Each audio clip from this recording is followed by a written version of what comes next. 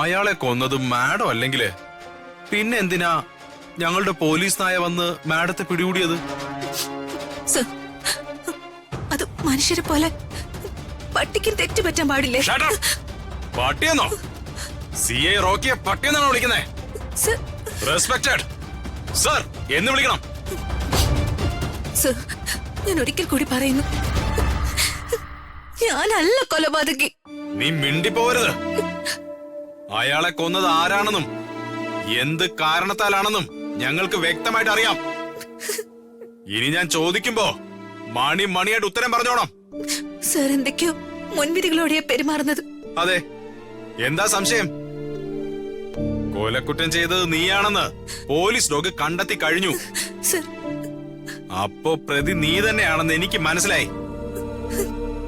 ഇനി ആ ഒരു മുൻവിധിയോട് മാത്രമേ ഞാൻ നിന്നോട് പെരുമാറൂ. ഇന്ന് തന്നെ ഡൗൺലോഡ് ചെയ്യൂ. കാണൂ നിങ്ങളുടെ ഫേവറേറ്റ് ഷോസ്.